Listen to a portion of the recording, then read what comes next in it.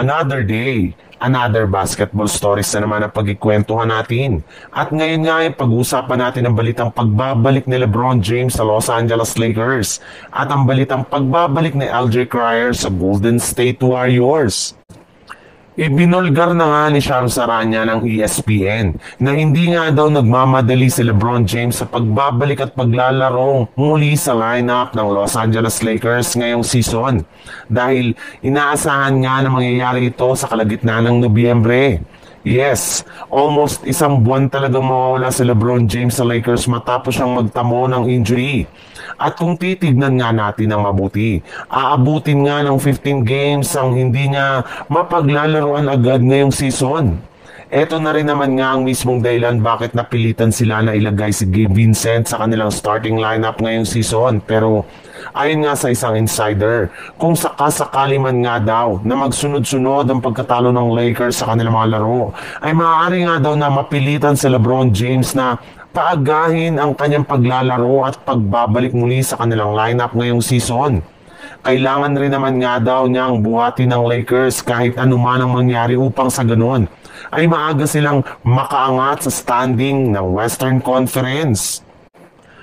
Sa kabila nga ng pagkakaroon ni LJ Cryer ng mapakagandang performance sa mga preseason game ng Golden State Warriors sa mga nagdaang araw, ay tinanggal at iniwave pa rin nga siya ng kanilang front office bago pa man mag-umpisa ang regular season.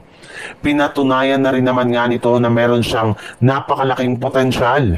Kaya tanong nga po ngayon ng mga fans, bakit nga ba ito ginawa ng kanyang team? Well, para nga sa inyong kaalaman, kagaya nga kay Seth Curry, isa rin naman nga ang training camp deal ang kanyang pinirmahan noon sa Golden State Warriors kung saan nire-require nga ng NBA na tanggalin siya ng team kung ayaw nilang i-convert sa regular o two-way contract ang kanyang kontrata. Kahit man nga meron pang natitirang isang bakanting pwesto ang Golden State Warriors sa kanilang lineup, ay wala rin naman nga silang balak na ibigay ito kay LJ Cryer, lalo pat lalampas na nga sila sa cap space at hindi nga nila afford na magbayad ng luxury tax upang nangyari ito.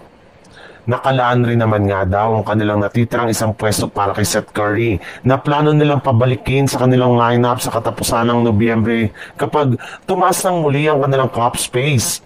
Pero ayon nga kay LJ Cryer, kung sakasakali man nga na walang team ang kumuha sa kanya sa mga susunod na araw, ay mas gugustuhin na lamang nga nito na manatili sa Golden State Warriors at maglaro para sa kanilang G League team sa Santa Cruz Warriors.